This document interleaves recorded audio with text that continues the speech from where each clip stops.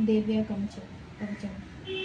ओम चंडिका देवी को नमस्कार है। मार्कंडेय जी ने कहा, पितामह, जो इस संसार में परम गोपनीय तथा मनुष्यों की सब प्रकार से रक्षा करने वाला है और जो अब तक आपने दूसरे किसी के सामने प्रकट नहीं किया हो, ऐसा कोई साधन मुझे बताइए। ब्रह्मा जी बोले, ब्रह्मन, ऐसा साधन तो एक देवी का कवच ही है, जो गोपनीय से भी परम गोपनीय, पवित्र तथा संपूर्ण प्राणियों का उपकार करने वाला है। महामुने, उसे श्रवण करो।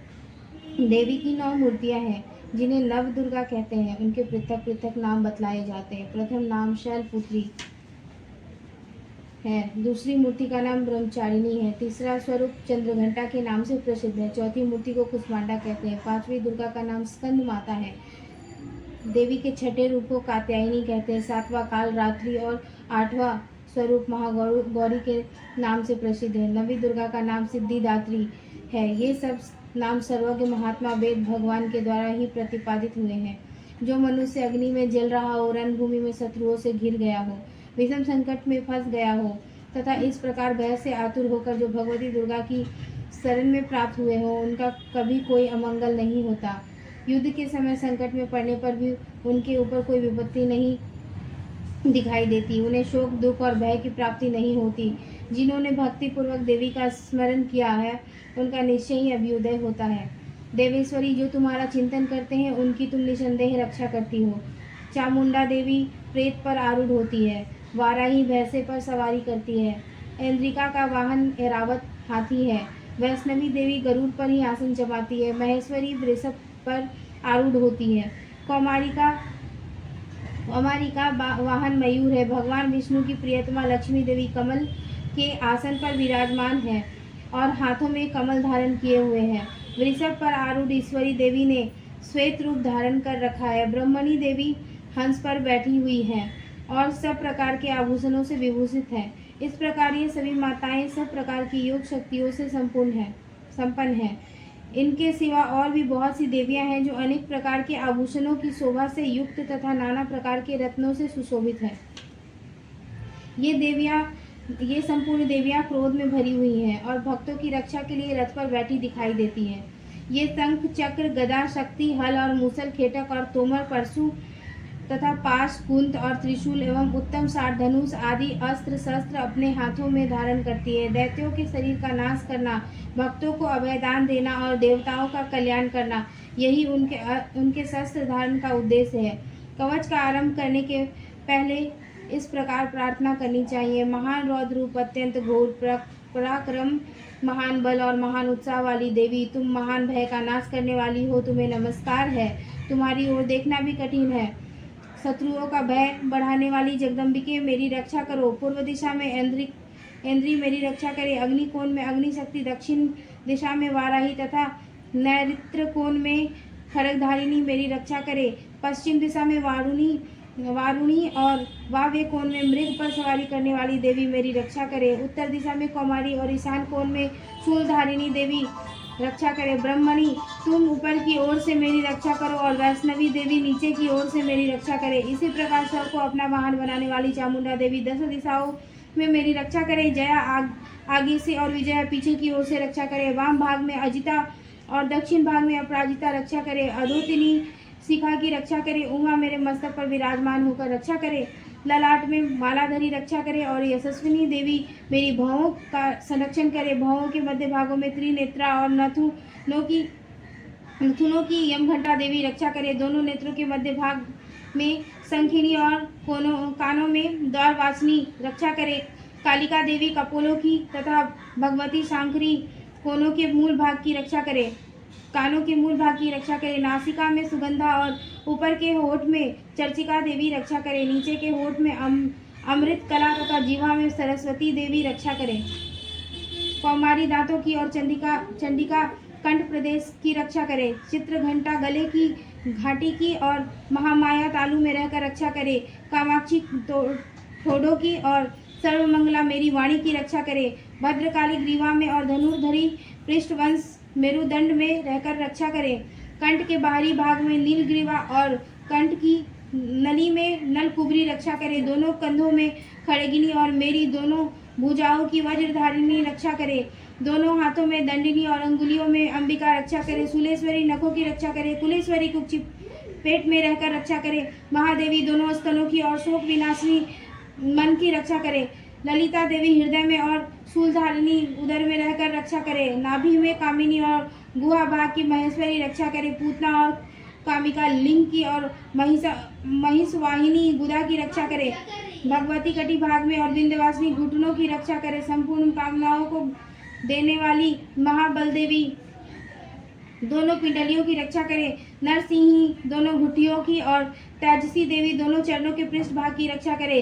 श्री देवी पैरों की अंगुलियों में और तलवासिनी पैरों के तलुओं में रहकर रक्षा करे। अपनी दाढ़ों के कारण भयंकर दिखाई देने वाली दृष्ट कराली देवी नखों की और उधर्व केशनी देवी केशों की रक्षा करे। रोमावलियों के छिद्रों में कौवेरी और त्वचा की वागीश्वरी देवी रक्षा करे। पार्वती देवी रक्त मज्जा वसा मांस हड्डी और मेद की रक्षा करे। आंतों की काल रात्रि और पीठ की मुकुटेश्वरी रक्षा करे।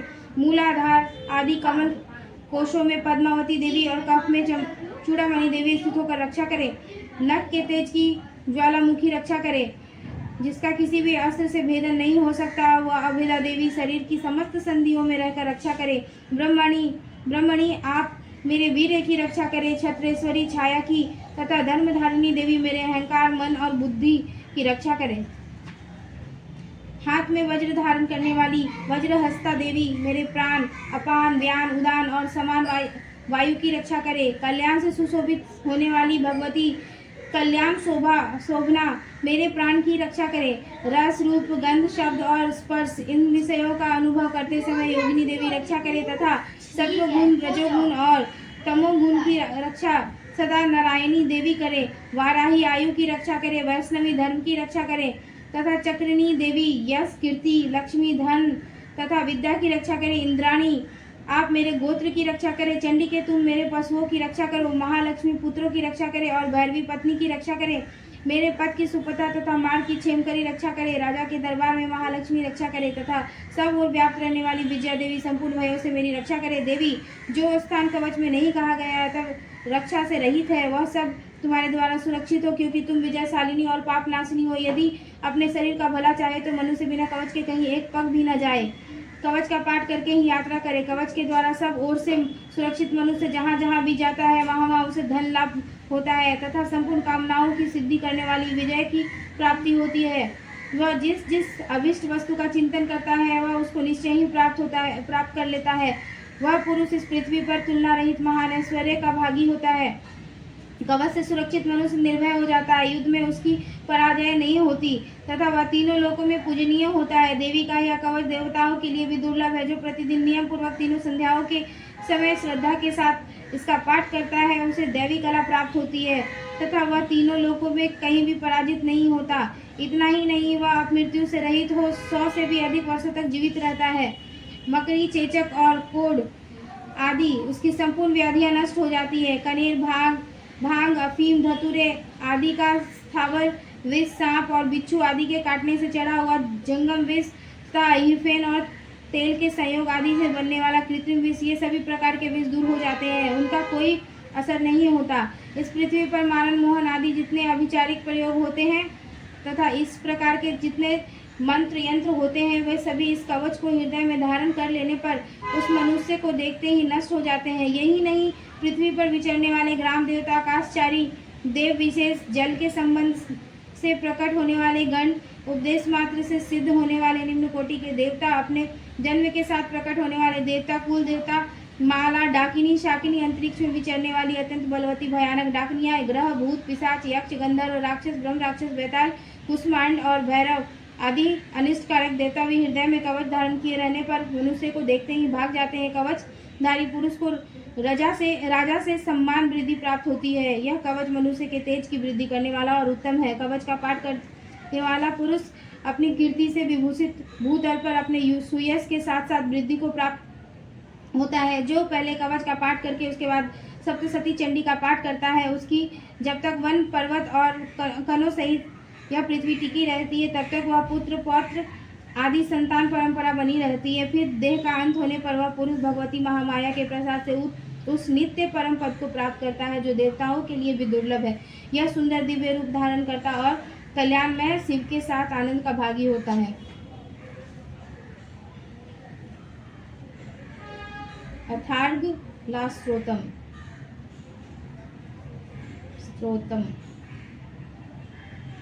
ओम चंडिका देवी को नमस्कार है। मार्कंडेय जी कहते हैं, जयंती मंगला काली, भद्रकाली, कपालिनी, दुर्गा, क्षमा, शिवा, धात्री, स्वाहा और स्वधा, इन नामों से प्रसिद्ध जगदम्बिके तुम्हें मेरा नमस्कार हो। देवी चामुंडे तुम्हारी जय हो। संपूर्ण प्राणियों का पीड़ा हरने वाली देवी तुम्हारी जय हो।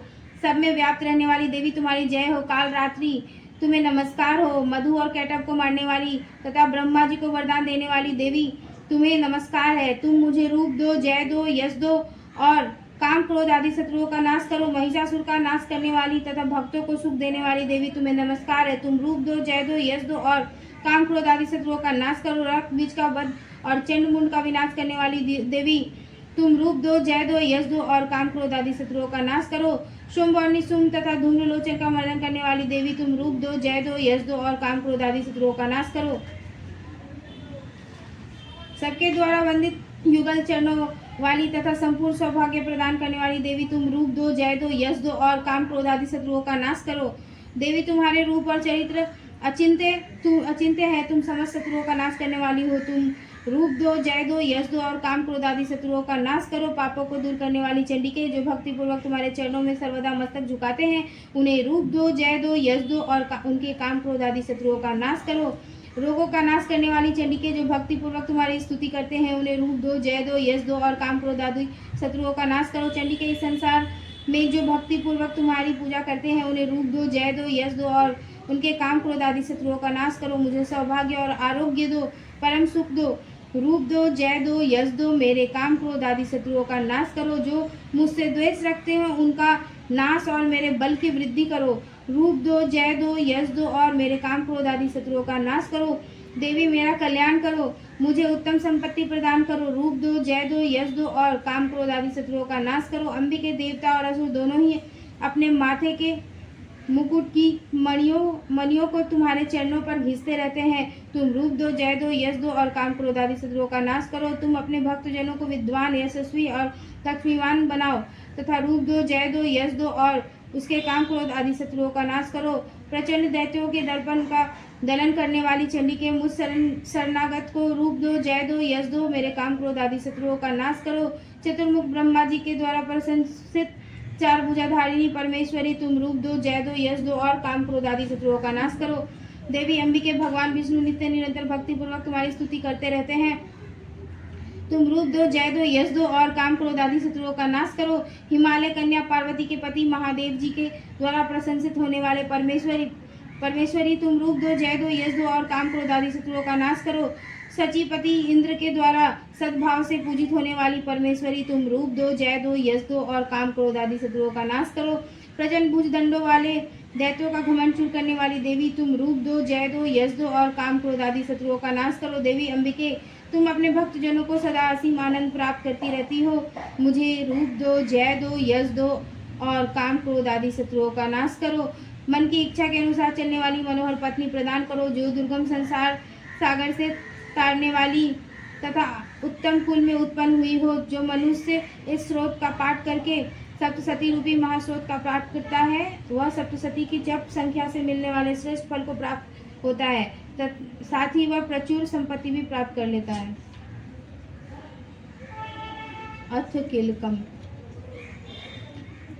ओम चंडिका देवी को नमस्कार है। मार्कंडेय जी कहते हैं, विशुद्ध ज्ञान ही जिनका शरीर है, तीनों वेद ही जिनके तीन दिव्य नेत्र हैं, जो कल्याण प्राप्ति हेतु हैं तथा अपने मस्तक पर अर्धचंद्र का मुकुट धारण करते हैं, उन भगवान शिव को नमस्कार है।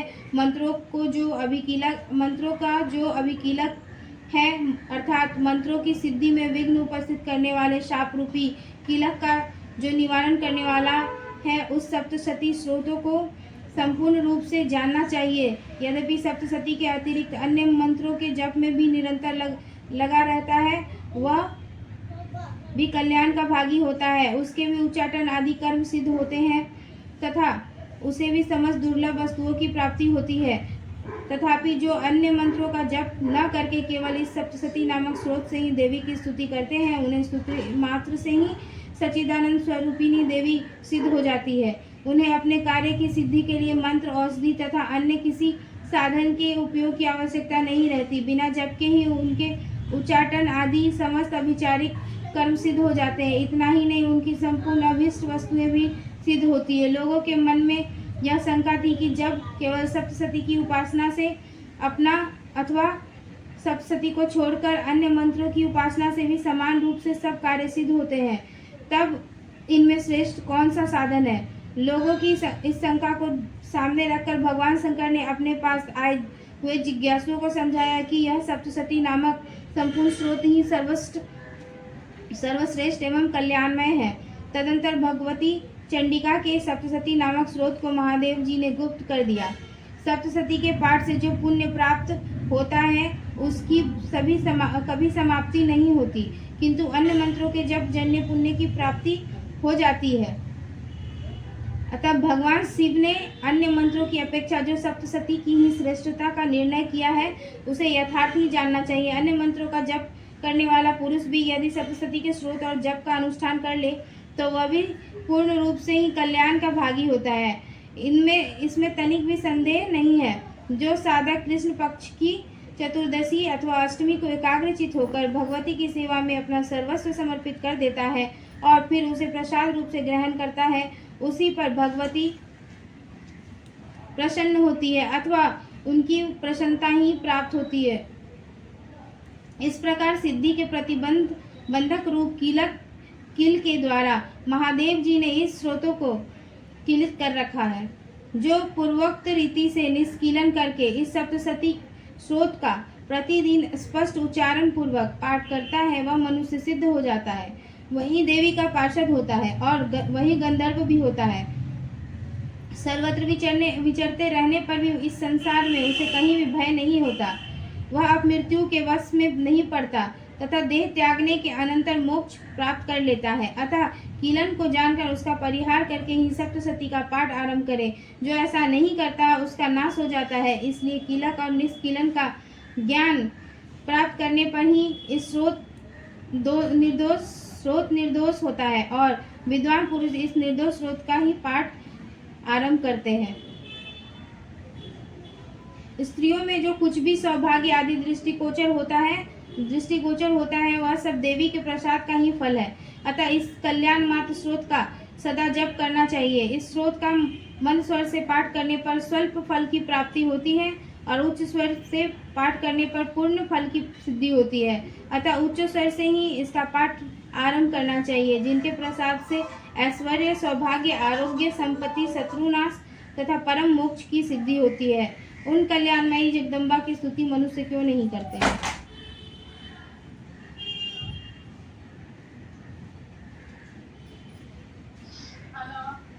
यह निष्कीलन अथवा शपोद्वार का ही विशेष प्रकार है। भगवती का उपासक उपयुक्त तिथि को देवी की सेवा में उपस्थित हो अपना न्यायोपार्जित धन उन्हें अर्पित करते हुए एकाग्रचित्तता से प्रार्थना करे, माता आज से यह सारा धन तथा अपने आप को भी मैंने आपकी सेवा में अर्पण कर दिया, इस पर मेरा कोई स्वत्व नहीं रहा। फिर भगवती का ध्यान करते हुए भगवान कह रहे मानो जगदम्बा कह रही है, बेटा संसार यात्रा के निर्वाह तू मेरा यह प्रसाद रूप धन ग्रहण कर। इस प्रकार देवी की आज्ञा सिर उधारे करके उस धन को प्रसाद बुद्धि से ग्रहण करे और धर्म शास्त्रोक्त मार्ग से उसका सद्व्यय करते हुए सदा देवी के ही अधीन होकर रहे। यह दान प्रतिग्रह करण कहलाता है। इससे सप्तशती का शपोद्वार होता है और देवी की कृपा प्राप्त होती है। यहाँ कीलक और निष्कीलक के ज्ञान की अनिवार्यता बतलाने के लिए ही विनाश होना कहा है। वास्तव में किसी प्रकार भी देवी का पाठ करे उससे लाभ ही होता है। यह बात वचनांतरों से सिद्ध है।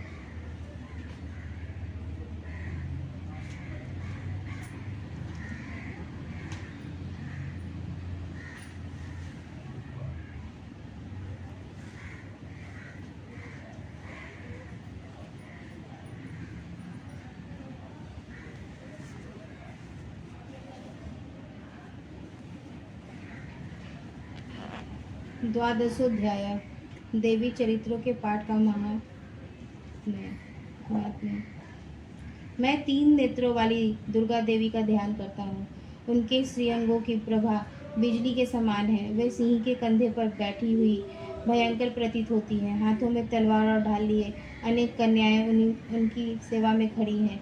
वे अपने हाथों में चक्र, गदा, तलवार, ढाल, बाण, धनुष, पाश और तर्जनी मुद्रा धारण किए हुए हैं। उनका स्वरूप अग्निमय है तथा वे माथे पर चंद्रमा का मुकुट धारण करती है। देवी बोली, देवताओं, जो एकाग्रचित होकर प्रतिदिन इन स्तुतियों से मेरा स्तवन करेगा, उसकी सारी बाधा मैं निश्चय ही दूर कर दूंगी। जो मधु कैटव का नाश, महिषासुर का वध तथा शुंभ निशुंभ के संहार के प्रसंग का पाठ करेंगे तथा अष्टमी, चतुर्दशी और नवमी को भी जो एकाग्रचित हो भक्ति पूर्वक मेरे उत्तम महात्म्य का श्रवण करेंगे, उन्हें कोई पाप नहीं छू सकेगा। उन पर पाप जनित आपत्तियां भी नहीं आएंगी। उनके घर में कभी दरिद्रता नहीं होगी तथा उनको कभी प्रेमी जनों के बिछोहन का कष्ट भी नहीं भोगना पड़ेगा। इतना ही नहीं, उन्हें शत्रु से, लुटेरों से, राजा से, शस्त्र से, अग्नि से तथा जल की राशि से भी कभी भय नहीं होगा। इसलिए सबको एकाग्रचित होकर भक्ति पूर्वक मेरे इस महात्म्य को सदा पढ़ना और सुनना चाहिए। यह परम कल्याणकारक है। मेरा महात्म्य महामारी जनित समस्त उपद्रवों तथा आध्यात्मिक आदि तीनों प्रकार के उत्पातों को शांत करने वाला है।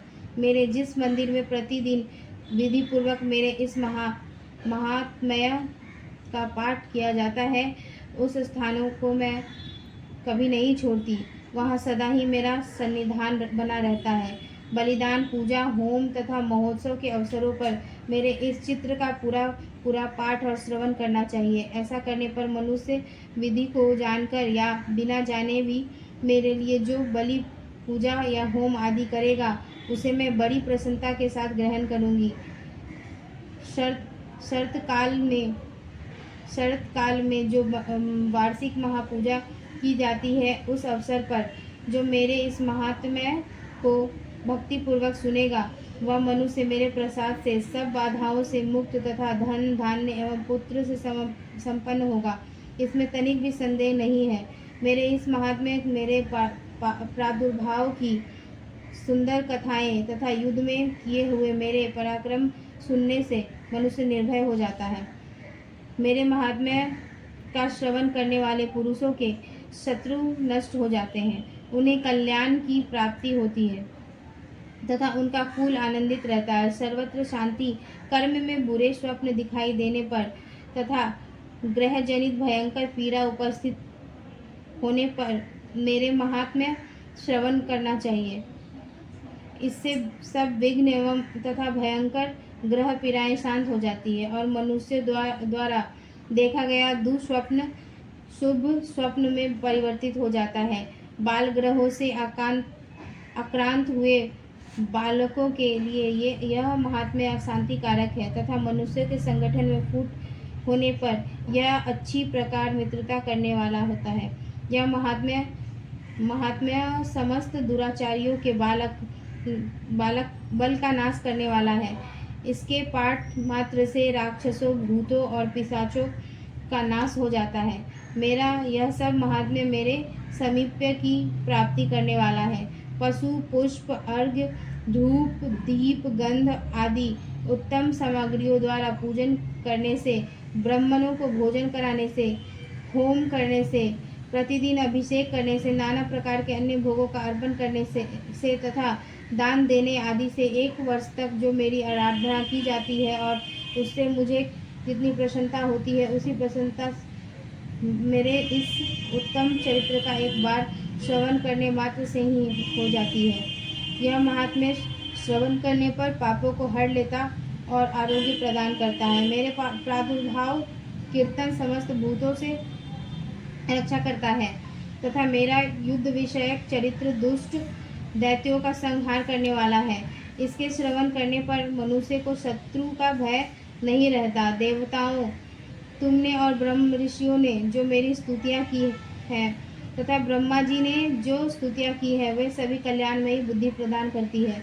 वन में, सुने मार्ग में अथवा दवा नल से घिर जाने पर, निर्जन स्थान में, लुटेरों के दाव में पड़ जाने पर, या शत्रुओं से पकड़े जाने पर, अथवा जंगल में सिंह, व्याघ्र या जंगली हाथियों के पीछा करने पर, कुपित राजा के आदेश से वध या बंधन के स्थान में ले जाए जाने पर, अथवा महासागर में नाव पर बैठने के बाद भारी तूफान से नाव के डगमग होने पर और अत्यंत भयंकर युद्ध में स्रोतों का प्रहार होने पर, अथवा वेदनाश से पीड़ित होने पर कि बहुना सभी भयानक बाधाओं के उपस्थित होने पर जो मेरे इस चरित्र का स्मरण करता है वह मनुष्य संकट से मुक्त हो जाता है। मेरे प्रभाव से सिंह आदि हिंसक जंतु नष्ट हो जाते हैं तथा लुटेरे और शत्रु भी मेरे चरित्र का स्मरण करने वाले पुरुष से दूर भागते हैं।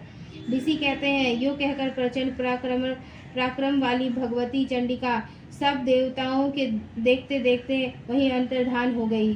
फिर समस्त देवता भी शत्रुओं के मारे जाने से निर्भय हो पहले की ही भांति यज्ञ भाग का उपभोग करते हुए अपने अपने अधिकार का पालन करने लगे। संसार का विध्वंस करने वाले महाभयंकर अतुल पराक्रमी देव शत्रु शुंभ और महाबली निशुंभ के युद्ध में देवी द्वारा मारे जाने पर शेष दैत्य पाताल लोक में चले आए।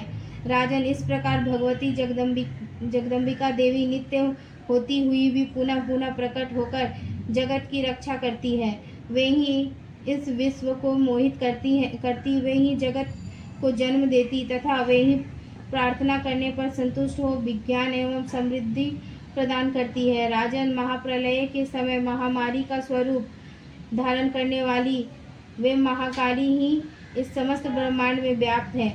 वे ही समय समय पर महामारी होती और वे ही स्वयं अजन्मा होती हुई भी सृष्टि के रूप में प्रकट होती है।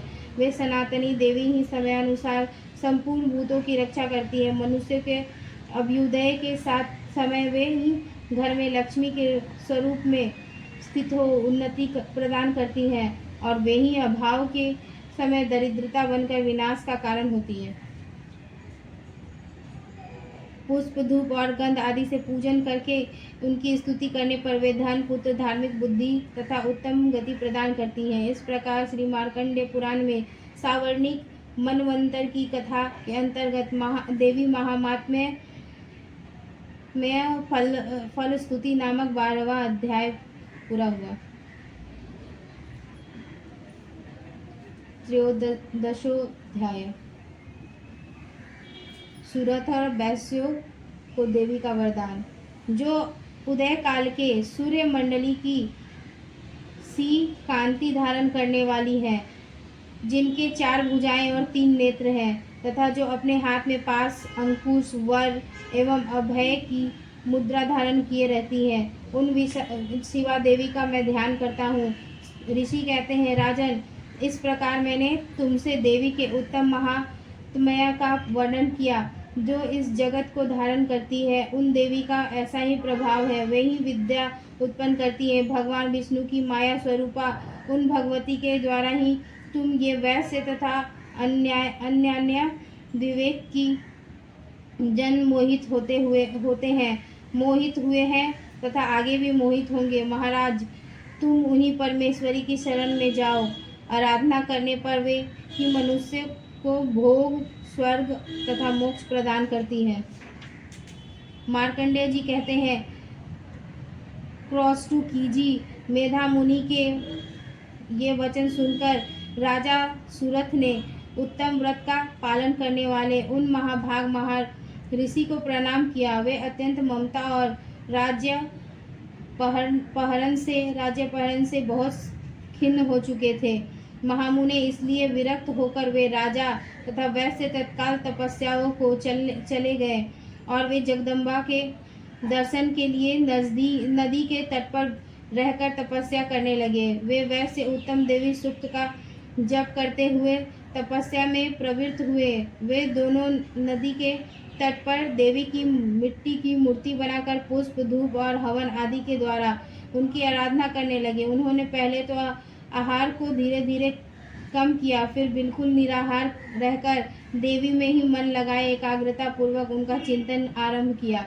वे दोनों अपने शरीर के रक्त से प्रेक्षित बलि देते हुए लगातार 3 वर्ष तक संयम पूर्वक आराधना करते रहे। इस पर प्रसन्न होकर जगत को धारण करने वाली चंडिका देवी प्रत्यक्ष दर्शन देकर कहा, देवी बोली, राजन तथा अपने कुलों को आनंदित करने वाले वैश्य, तुम लोग जिस वस्तु की अभिलाषा रखते हो वह मुझसे मांगो, मैं संतुष्ट हूँ, अतः तुम्हें वह सब कुछ दूंगी।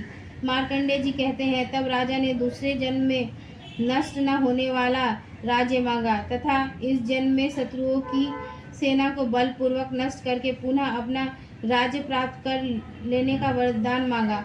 वैश्या का चित्त संसार की ओर से खिन्न एवं विरक्त हो चुका था और वे बड़े बुद्धिमान थे, अतः उस समय उन्होंने तो ममता और अहंता रूप अशक्ति का नाश करने वाला ज्ञान मांगा। देवी बोली, राजन तुम थोड़े ही दिनों में शत्रुओं को मारकर अपना राज्य प्राप्त कर लोगे। अब वहाँ तुम्हारा राज्य स्थिर रहेगा। फिर मृत्यु के पश्चात तुम भगवान विवस्वान के अंश से जन्म लेकर इस पृथ्वी पर सावर्णिक मनु के नाम से विख्यात होोगे।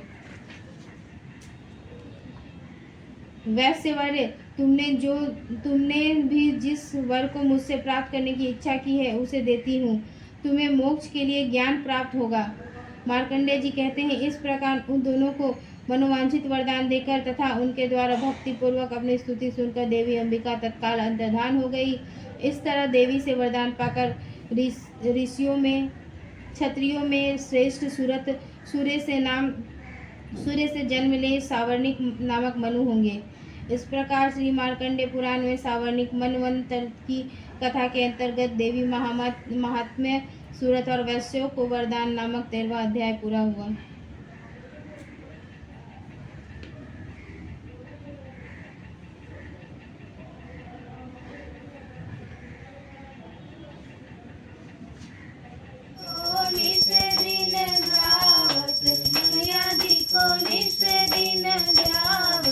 हरि ब्रह्मा शिवरी ओम जय अम्बे गौरी। मांग सिंदूर विराजत टीको मृग मद को, मैया टीको मृग मद को। उज्ज्वल से दो नैना, उज्ज्वल से दो नैना, चंद्र बदननी को ओम जय अम्बे गौरी। रक्त पुष्प जयमाला कंठन पर साजे, मैया कंठन पर साजे। हरिवास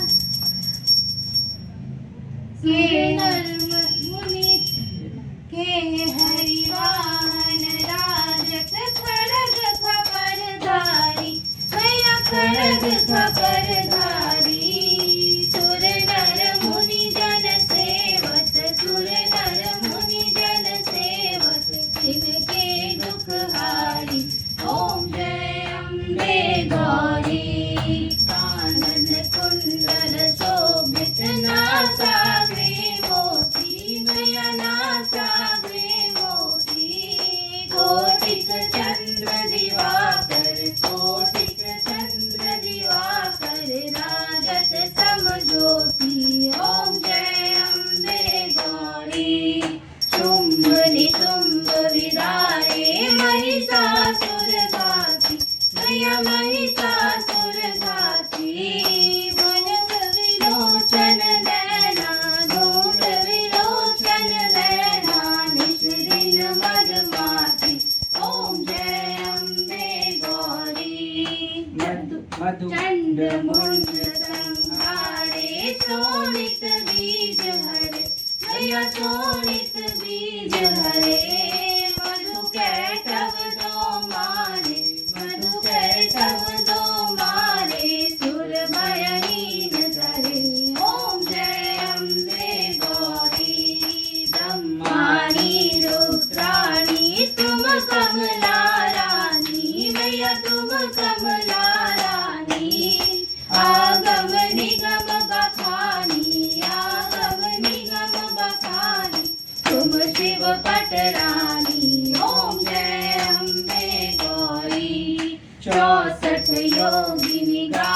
करत नृत्य करत भैरो मैया नृत्य करत भैरो बाजत ताल मृदंगा बाजत ताल मृदंगा और बाजत डमरू ओम जय अम्बे गौरी तुम ही जगत की माता तुम ही हो भरता मैया तुम ही हो भरता भक्तन की दुख हरता भक्तन की दुख हरता सुख संपत्ति करता ओम जय अम्बे गौरी पूजाचार अति शोभित वर मुद्राधारी मैया वर मुद्राधारी मन वांछित फल पावत मन वांछित फल पावत सेवत नर नारी ओम जय अम्बे गौरी कंचन थाल विराजत अगर कपूर बाती मैया अगर कपूर बाती श्रीमान के तुम राजत श्रीमान के तुम राजत कोटि रतन ज्योति ओम जय अम्बे गौरी श्री अम्बे जी की आरती जो कोई नहीं गावे मैया जो कोई नहीं गावे कहत शिवानंद स्वामी कहत शिवानंद स्वामी सुख संपत्ति पावे ओम जय अम्बे गौरी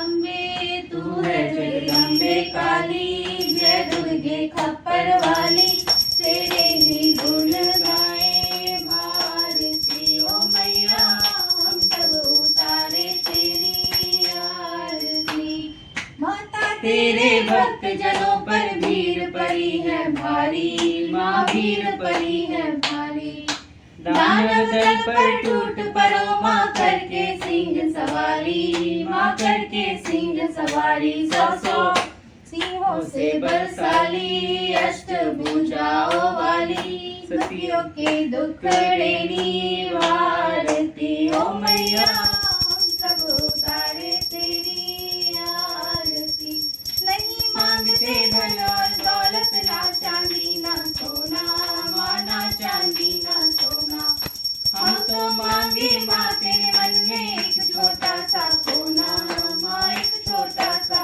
कोना सबकी बिगड़ी बनाने वाली लाज बचाने वाली सतियों के सत को संवारती ओ मैया हम सब उतारे तेरी आरती माँ बेटी का है इस जग में बड़ा ही निर्मल नाता माँ बड़ा ही निर्मल नाता सुने है करना माता सुनी को माता ना माता सुनी को माता सब पर करुणा बरसाने वाली अमृत बरसाने वाली सतियों के सत को संवारती ओ मैया हम सब उतारे तेरी आरती ओ मैया हम सब उतारे तेरी आरती ओ मैया हम सब उतारे तेरी आरती बोलो अम्बे मात की जय ऊपर दिखा दीजिए।